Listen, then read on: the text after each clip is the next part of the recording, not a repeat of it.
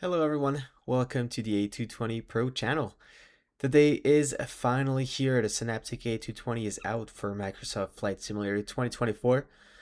I'm a real-life A220 pilot and I'm very excited to welcome you to the first video of my series of tutorials on how to operate your A220 as closely to real life as possible.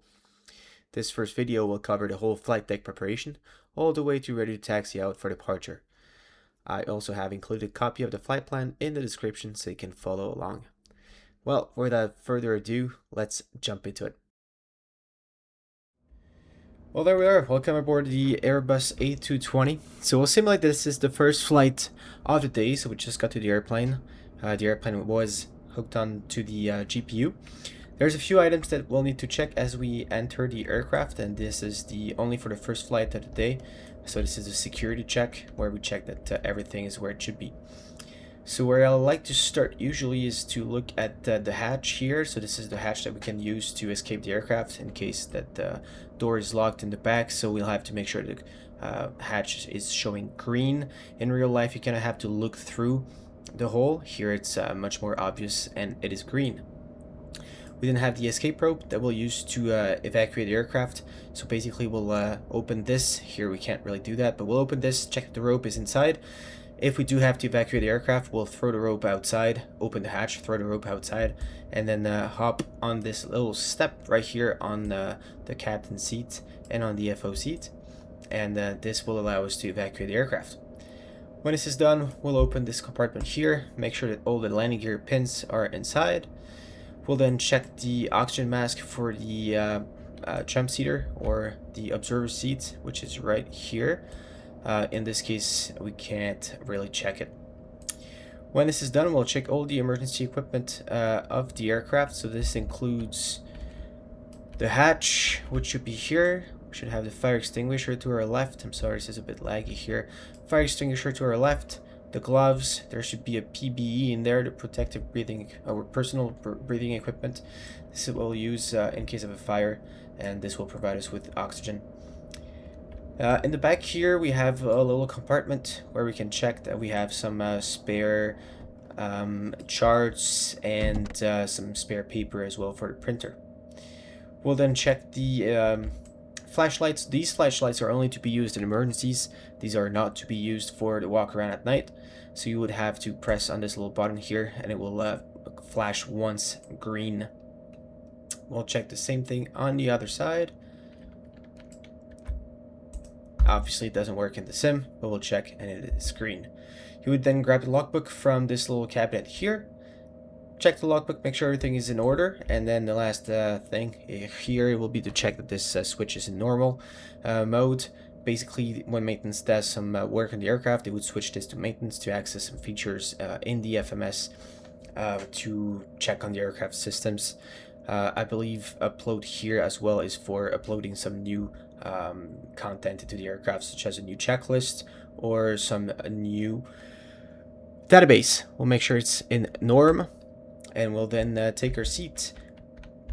Once again, welcome aboard the Airbus A220. This used to be the Bombardier C series, and the program has been bought back by Airbus back in 2019, I believe. First of all, on the left, we have our iPad. I've been playing a little bit around with the iPad, and it's actually pretty intuitive. A few things I want to mention first in settings. There are a few things you want to check here to make sure that the IRS aligns in real time, the auto GPU disconnect. You can basically just copy what I have here. I think this is pretty safe to say that this is as close as it gets to real life. EFB settings, the audio settings, I just left everything to 100%. I did not use noise cancellation. But the callout settings, I did take the 5 and 2,500 feet and 80 feet off. Just because at my airline we don't have those. And then finally here we have the SimBrief login. SimBrief integration is really good, I found so far in this aircraft. So once you take a seat, there's a few last things you'll need to do. First, you'll need to check under your seat that your life vest is there. Then we'll check our oxygen mask, which I believe works in this case. For some reason, I've been trying to play around with the audio panel here and I was not able to get the speaker on. So this should not be working if the speaker is not on. But it does work right now. The oxygen mask is good. And then basically we're able to start our flow. So the way it would work in real life is we'll go in the FMS. I'm sorry, this is a little laggy here. You would go in the FMS. So this is the FMS. You can also display the FMS on basically any NDs, navigational display. So either on this side, or on this side. Or you could swap the ICAS over and display it on this side as well. For the purpose of this video, I'll just keep the FMS in this location here. This is the usual location that we use to display the FMS in real life. So you would go in here and you would go into CNS and then data link, and this is where you would initialize the ACARS. That would tell you which flight plan is active for your flight. You would then grab the ATIS. You would then grab a takeoff performance based on what runway you can expect on the ATIS. And then we would go in here, flight plan. So first of all, database, we'll make sure that the database is valid for our flight. Today is July 28th, so the database is valid. We are using a CS300, which is right, and this is the engine variant that we have on our aircraft. So in flight plan here, I'll go and start typing Montreal. Since we are in Montreal, I'll type CYUL, insert it in here. I'll execute it. You can either click execute on the screen or you can click execute here. And we now have Montreal as the origin for our flight. Another thing I want to mention, in real life, this is how you would control the mouse here. The track mouse on the screen. This is the trackpad here.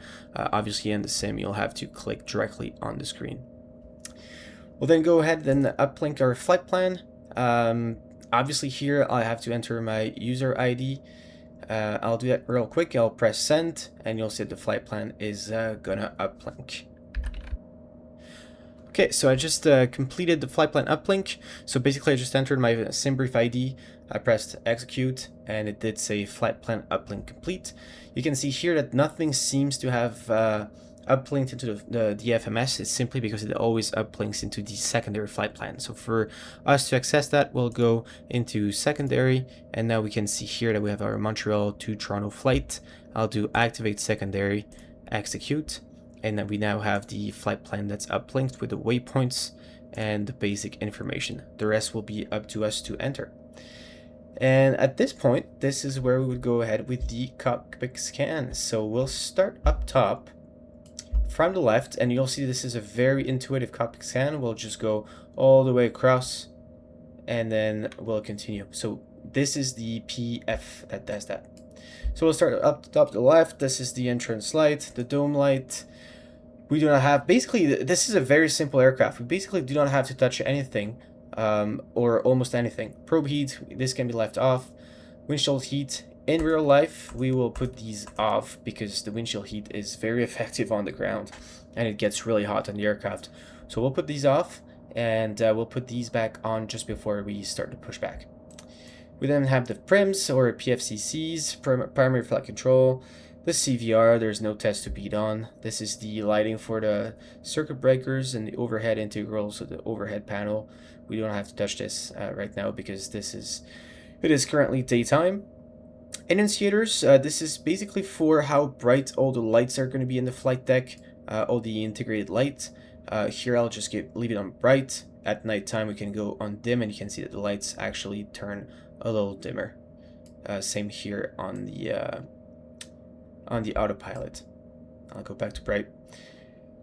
Wipers are off, then go off. Up there, all the bottles are extinguished. Hydraulics, we'll put all the hydraulics to auto. So we have the hydraulic 1. This is off the left engine and with the PTU. Hydraulic 2 off the right engine with an electric pump, and hydraulic 3 is purely 2 electrical pumps. Then have the electrical panel. Biosize light is to auto. We'll put the batteries to auto.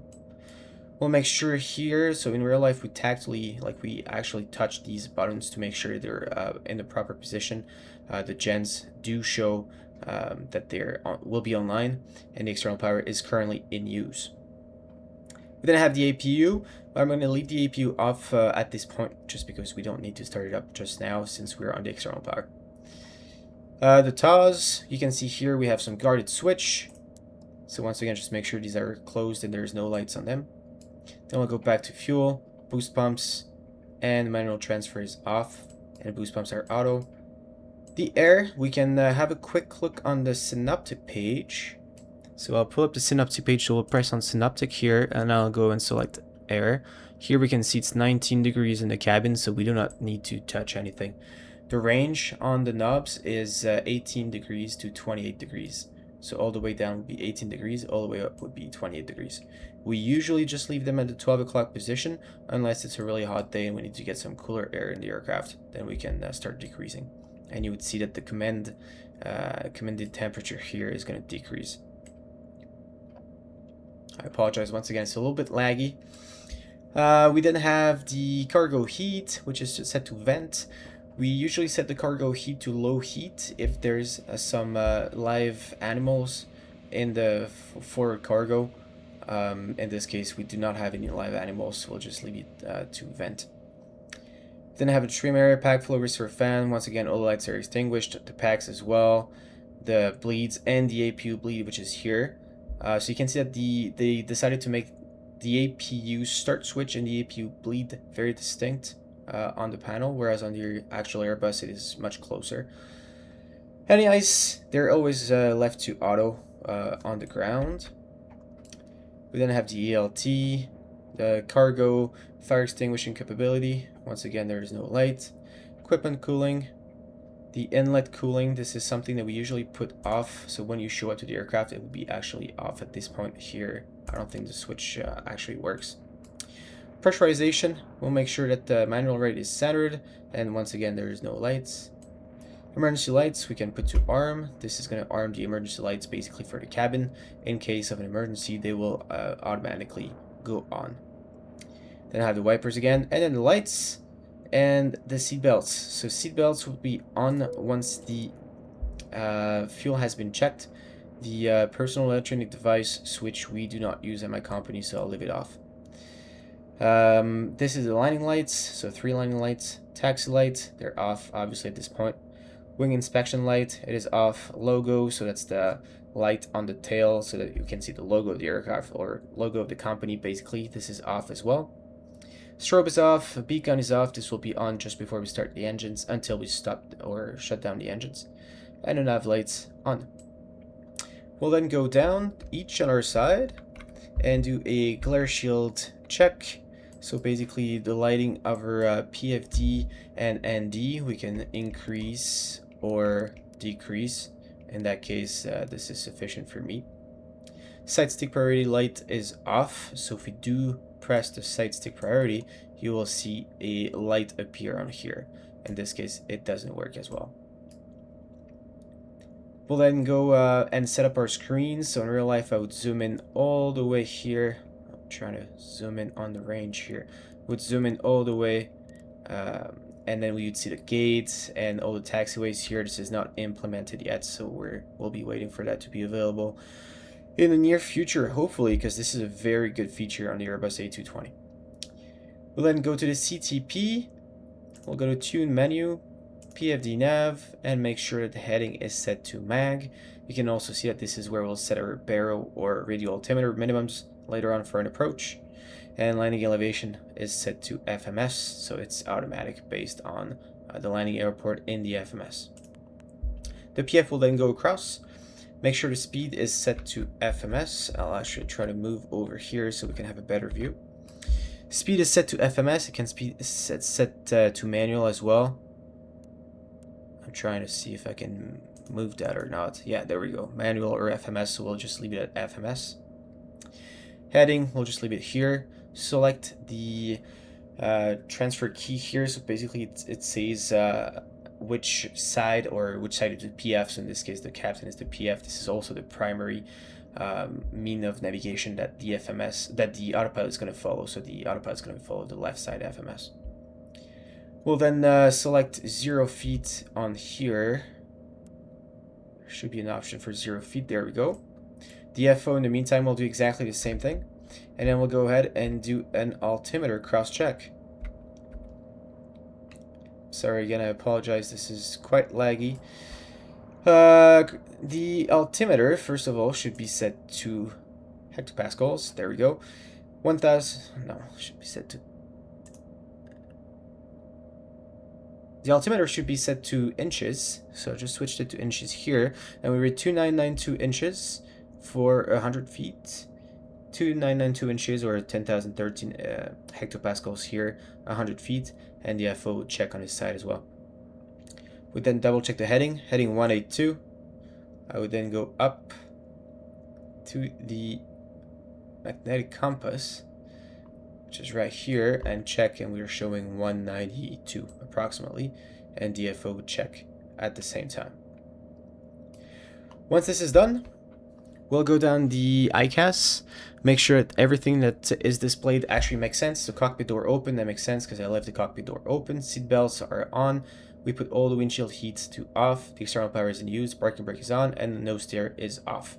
If you see anything else than that or APU on, this means that there is something wrong with the aircraft and that you need to call maintenance and get it fixed. We'll then go down here, make sure the flaps are indicating 0 and verify with the handle for the flaps as well. We'll then check the fuel here. We haven't been fueled yet, so technically the seat belts should be off. And the crew oxygen 1800. There's a dispatch minimum of 900 for 2 crew and 1200 for 3 crew, or if there's someone basically on a jump seat. Also, depending on the company, below a certain value, that might trigger a need for a refill. Usually, I think at my company it's about 1400.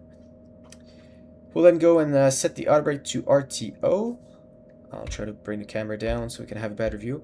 RTO, no steer is off, and we'll then go down each on our sides. So here, there's nothing really to select. Here we'll make sure that VHF1 is selected, VHF2 as well to listen to company. Speaker, we pull that out, and we'll put the interphone as well, but here in this case, once again, I'm not sure how I'm supposed to pull these out. So I'll just leave it as it is right now. We'll then do a rudder trim check. So this is first flight of the day item only. Here you can see the rudder trim. I'll hold it to the left. After 3 seconds, it should give us an oral warning and stop the rudder trim. So let's give that a try. If I can make it work. Oh, I don't think it should work. Okay, well, I don't think it's working, and there's a few things I need to figure out on my end here, but this is how you would check the rudder trim, and after 3 seconds you should hear it, and the rudder trim will stop moving, and then we'll recenter it again. Throttles, we'll make sure the throttles are at idle. Engine start switch are currently to off. Engine start switch here is auto.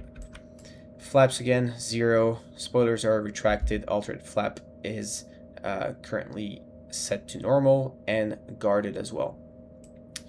And we'll then go ahead and do a side stick check, simply because Bombardier did not get the full certification for... Oh, something is not working here. There we go. Bombardier did not get the full certification for the fly-by-wire, so we need to make sure that the side stick is moving in the right direction. So basically the captain will go full left, goes back in the middle, full right, goes back in the middle, full aft, goes back in the middle, and full down, goes back in the middle. This would not be a pass, by the way. I did not configure my joystick properly over here, so when I go full aft, you can see here that there should be a detent in real life, and you would need to pull even more heavily to get the full stick deflection here. This does not move the flight controls at all. This is only a side stick check to make sure the side stick is not in the... doesn't have any fault or is not reversed. There we go, and then we'll be able to jump into the FMS programming. So we'll start in the flight plan page. Make sure again that we have Montreal to Toronto in this case. And I'll go ahead and pull up the flight plan on my end here, which I think is in my flight. View the flight plan. There we go. Okay, I'll zoom out and I'll start entering everything. Obviously, you do not need to pull up the flight plan on here. You can also use an iPad or use a second monitor if you have one. So flight level 320 is what we have. Time of departure This is the time that you expect to be airborne. So here I'll just go off the time here. It's 12:54. We need about probably about 40 minutes to get up in the air. So we'll put 1340 for our time of departure. Departure off in Montreal. So we would have probably gotten our clearance at this point. If not, then we'll just go by the flight plan. Montreal, so 2 for our left, and Montreal 5. And in Toronto, we'll be landing on 2 for our left as well.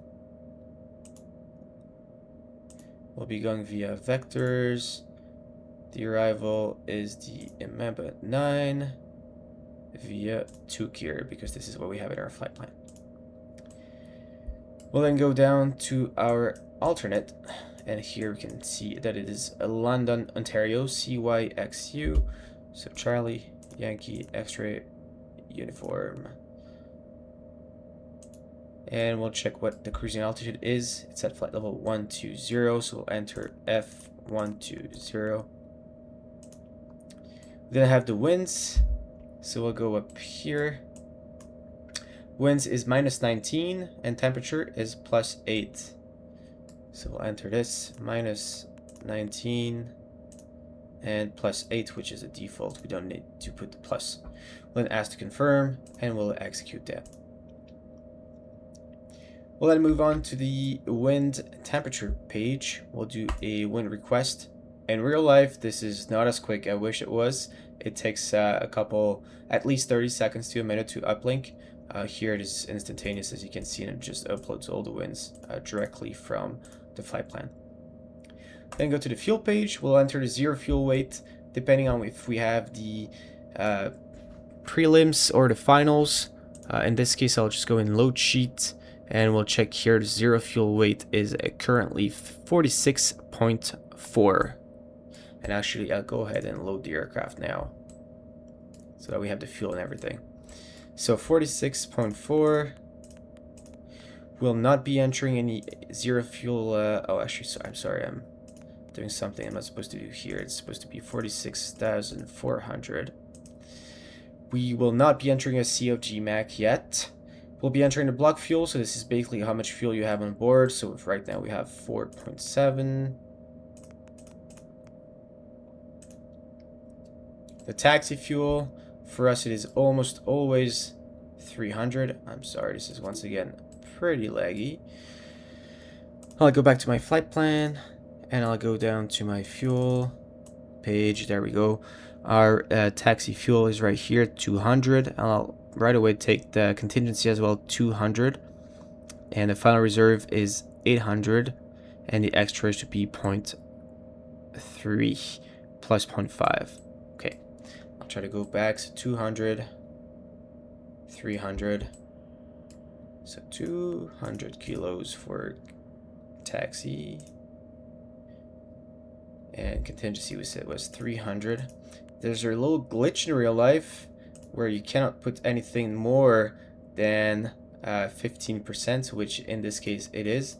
So I'll just try to round this up. Since 5% is 89 in this case, I'll just put 15%, and this should be pretty close to our contingency of 300. That's 266. Number of passengers, this is how many passengers you have, plus how many flight attendants.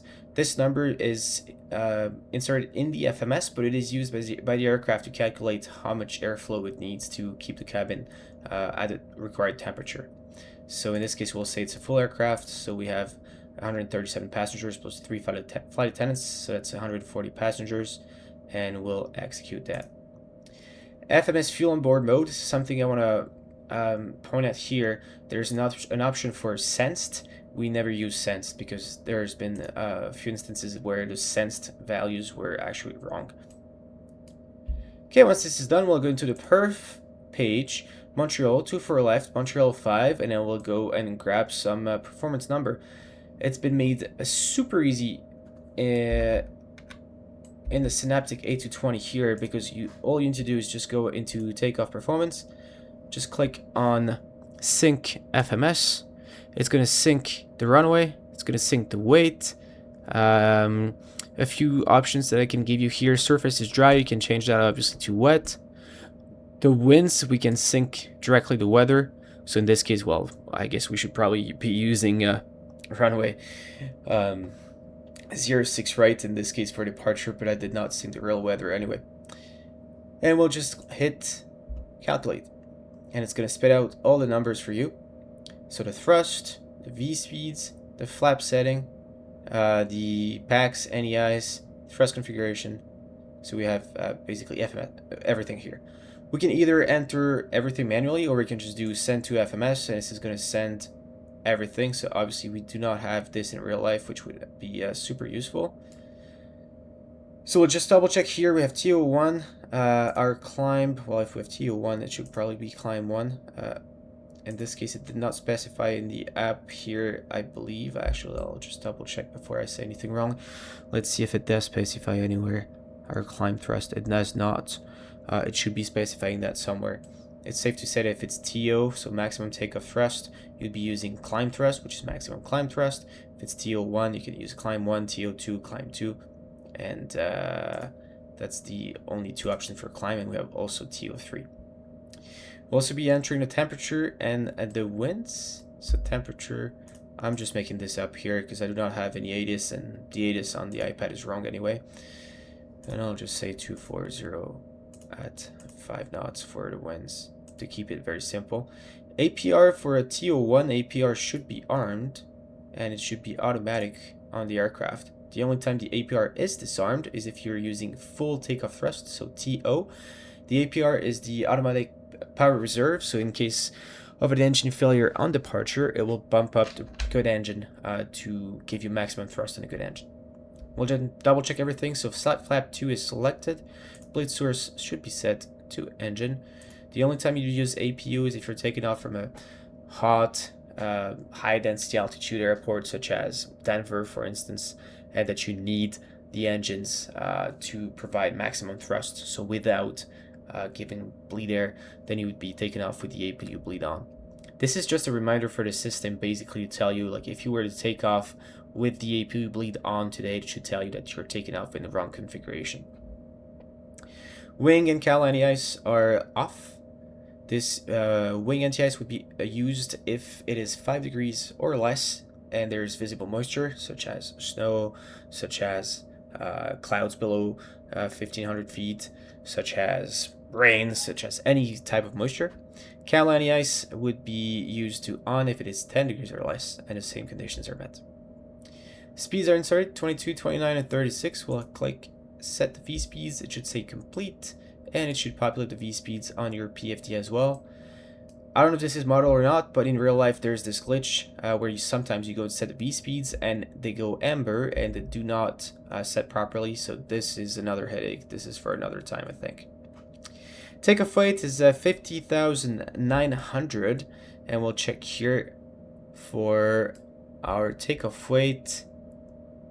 Well, this is quite off, so obviously this would be concerning. I'll re-enter the number here because this is quite off. 50,900 kilos. Let's see if it makes any difference. It does make a difference in our TO2 we'll be using now. Self flaps 2. I'll just send everything to the FMS. TO2 speeds are reset. We still have bleed source engine. Okay, this is set. We'll then go down to departure profile. We'll select NADP, and my company NADP 1 or 2 is used. We usually use NADP 2, so in that case it would be 1,000 feet for the acceleration and 1,000 feet for the thrust reduction as well. Once this is done, we'll go into the climb page, where we can select the indicated airspeed that we want in our climb. What we usually do for us, this is also wrong. It should be 290 and 76. This is our usual climb profile, and I'll execute that. Here we have our cruising altitude, optimum altitude, and maximum altitude of the aircraft based on the weight and the temperature in cruise. These numbers seem pretty off for the weight that we currently have, and we never rely on these numbers in real life anyway. We use like a little chart because these numbers can be inaccurate. We here find a few speeds: max angle, speed, max rate. So basically your Vx and your Vy. Speed altitude limit 250 until 10,000. That's valid. Transition altitude is 18,000. That is also valid. We'll go to our cruise. Here you would check on the flight plan what the cruising altitude, cruising speed, sorry, is going to be. In this case, I'll just put, once again, something random. Well, this is what we usually use in real life, 300.78, and we'll press execute. So once again, 300 is in knots, and then when it transitions into Machs, then we go 0.78.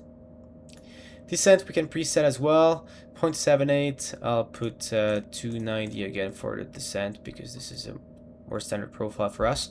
We can also, excuse me, you can also select here the descent angle. This is pretty important. So for us, basically it is always at a default of 2.7, and we have plus or minus 0.4. The 220 is not as advanced yet in the avionics in its ability to calculate the proper descent path. So we usually end up putting 2.5, and then if you have a bit of a tailwind, you would go down to 2.4, maybe even 2.3. The shallower the angle, the easier it is to descend without picking up too much speed. You'll see that this airplane is pretty slippery. I did not really mess around too much with the descent in flight with this aircraft on the sim yet, but in real life it is pretty slippery aircraft. It's pretty hard to slow down, and the speed brakes are quite ineffective, especially at altitude and at very low altitudes as well. So I strongly suggest that you put 2.5, maybe 2.4. This will really tremendously help you slow down and not have to do a little 360 to lose some altitude on your descent. And we'll execute that. Well, I'll go to our route. So we have the whole route here, pretty graphic, pretty easy to read. It is much easier to read through the VIA 2, and then here we'll close all the discontinuities that are not necessary. So here I'll close between Tukir and Torney, and then the star and the approach for 2 for left in Toronto are closed, so we'll close list due to list due. Here I'm bringing the approach list due under the star list due, and I want to make sure that the one I select is the approach list due because it has the restriction here, as you can see, 3,000 or above. And I'll execute that, and then we'll read back the route. So we have Montreal 2 for left, Montreal 5 vector with a discontinuity, which is part of the departure. Then a direct to Bobke, direct to Melty, direct to Torney. Torney is a transition for the after Torney we go to Tukir, and then Imeb at night, that's a transition for the star, down to Lisdu, which is a transition for the ILS 2 for left. Destination is Toronto, alternate is London, and distance is 299. This is a pretty important check to make sure that the flight plan that we have in our FMS actually makes sense with our flight plan. So I'll go back to the flight plan here, and we'll check the total distance that was planned for a flight, and we can see here it is 299. So this is pretty accurate, I would say. It shows us time en route of 1 hour and 18 minutes. This is including the discontinuity at the start, so this will be changing a little bit. And the ETA, if we do depart at the time that we specified initially here, then we'll be arriving into Toronto at 14:25 with a fuel of 2.9 or almost 3 ton. We can go for a little cross check here in the flight plan. We should be arriving into Toronto with 2.7, so it looks like we're saving a bit of fuel. And to go to our alternate, we did 0.9, and our reserve, IFR reserve, I'm trying to look here, there we go, 800. So basically we need 1.7 to go to London, so we almost have 1.2 tons of extra fuel. This is actually the next step here that we're doing, so we'll just read back through the numbers and cross-check with the flight plan. Our block fuel is 4.7, block 4.7, and then we'll go through all the values here. Once again, as you can see, this is quite painful with the stutters, so I won't do the whole check. It says that we have an extra of 1.8 over what we need to go to our alternate of London, although this number is a little bit off. Yeah. There we go. We're done with the FMS setup. Basically now there's just one last thing we want to do. So once we get the load sheet final, we'll re-enter the 0 fuel weight, and we'll then enter the 0 fuel weight Mach. And on the other side here, I'll just pull up the FMS again, so it's easier for us to see what's going on, if it does want to work. Well, I guess it doesn't want to work for some reason. Ah, there we go. Seems like there's a few lags on my side here. I'll go and pull up the load sheet. So there we go. So 0 fuel weight once again is a 49.7, and our Mach is a 24. Excuse me. 0 fuel weight, yeah, is 49.7, and our Mach is 24.4. So 46.7. Once again, I'm doing that for some reason when I'm not supposed to. It's 46,700. And 24.4. When I execute that, I should be getting a ding, and it should say FMS perf. It doesn't happen in this case, but it should.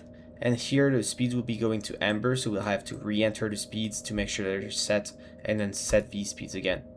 I don't know if this is going to get fixed at some point. This is not a glitch of the FMS. This is just to make sure that since you've changed the 0 fuel weight and the center of gravity, that you are aware that you might need to change your V speeds.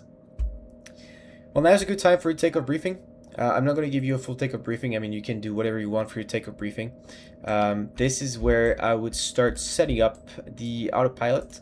So I'll press on the toga buttons. This is going to activate TO, and this is going to set the PTM as well. And then we'll go and set our altitude for departure, which is 5,000. Here we'll go and select the heading of the runway, which is 237. Even though the SID is runway heading, and it is heading 237, we can depart in nav because it is coded in the FMS. And I'll then select VNAV as well. We basically always select VNAV, it just protects you. The VNAV on this aircraft is actually really good. And we can check here, we have TO, VTO, FMS1, VLTS, VFLC, which is exactly what we want. A little bit of an explanation. So on the right here, VTO just simply means that you'll be flying a VNAV profile initial climb. This is active. So the initial climb is based on a fixed thrust to get you to altitude, and once the thrust goes to climb thrust, you'll see this is going to change to VFLC, VNAV flight level change. And it's then going to follow all the VNAV altitude restrictions into the FMS. Armed, we have VLTS and VFLC. So once again, VFLC is what VTO will switch to once we hit the climb altitude, or the climb thrust setting altitude. And VLTS is basically once we'll be reaching 5,000 feet, the aircraft will go into VLS. S stands for selected, so it will go into maintaining 5,000 feet. On the left, we have TO. This is basically just following the runway center line for now. At 200 feet roughly, this is when the FMS will kick in, and it will switch to FMS 1. And this is why FMS 1 is armed. One last thing we'll have later on in the setup is we'll have here thrust armed as well. I can show you here the auto throttle is armed, thrust is armed. We usually do not arm the auto throttle at this point. We wait until we do the before takeoff checklist. I'll disconnect the auto throttle by going on the auto throttle disconnect. And this should take the auto throttle off. And the auto throttle here is blinking. I'm actually not sure here at this point if the aircraft should be saying auto throttle or not. That's actually a good question. What else can we do now? Well, basically that's it. We're almost ready to go. We have our fuel. Well, obviously here we can't really see, but we're at the gate. We are on the GPU. We are fully boarded. I'll go ahead and start the APU. So for that, I'll go on run. And I'll go and select the synaptic page. And here we can see the APU, and the door is closed. I'll wait for the door to be showing open, and then we'll go and start up the APU. If the external air is connected to the aircraft, make sure that you deselect the APU bleed before starting the APU, because you're not supposed to run on two different sources of air in the aircraft. So I'll just select the APU bleed off, pretending that the air is still connected to the aircraft. And here the APU will be starting up. I'm not entirely sure why this is so laggy. I guess I'll probably have to do some cleanup on my on my sim here. So the APU is starting up. Once the in-charge flight attendant tells us that they're ready to close up, we'll close the door. We'll make sure that the cockpit door here does not show anymore. APU is just showing in start. We will, once the APU is on, it's going to say APU on. Here it's going to say 100%. And also, once we put the APU bleed, you can clearly hear that the APU is running. There we go. The APU is on.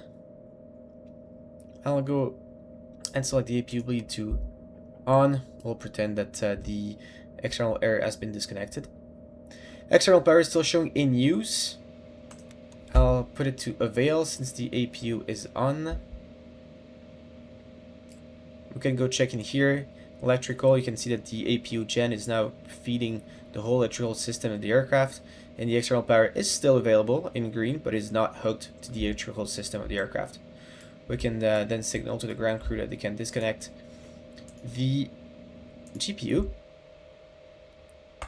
and I'll remove the chocks as well at this point, and I will remove the jetway. I don't know if there's a way to get rid of this jetway here. I'll close the door. There we go. Okay, the jetway is now going. It shows here, door open.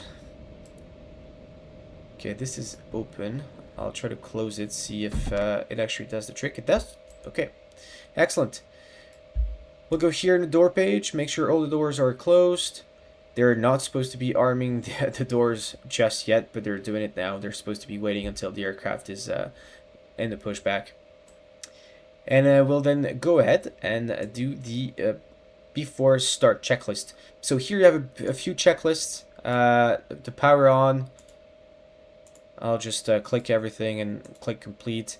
Pre-flight as well. This is not something that that we really do at my company, so I'll just pretend that everything has been done. I mean, we did do everything anyway, just in a different order. Side stick's been checked as well. Before start checklist. Departure briefing was complete. APU or external power. So we are on the APU currently. APU is on and external power is disconnected. And then the doors, here is a sensed item. So it senses that the doors are closed. All the green items, basically when they're ticked green, is a sensed item. So it just means that the airplane has sensed that the item is in the correct position. We'll go and grab the clearance to push. And we'll put the beacon to on. So let's pretend we have our clearance to push. I'll go and put the beacon to on. This is very annoying. I'm not sure what's going on here. Beacon is on. And then we'll call the ground crew and confirm that we can release the brakes and ask them if they're ready for pushback and give them the instructions for the pushback. Parking brake is required here. Let's just say on for now. Before start checklist is complete.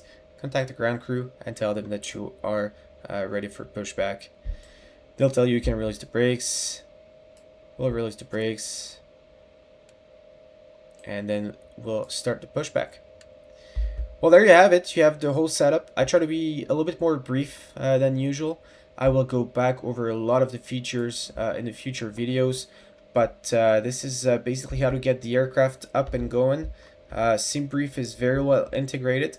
Let me know in the comments as well if you have the same stutters as I do, because I have a pretty high-end computer. I do not have any issues with any other add-ons on MSFS 2024, so I'm not sure exactly what's going on here. So I'm curious to know how I can fix that.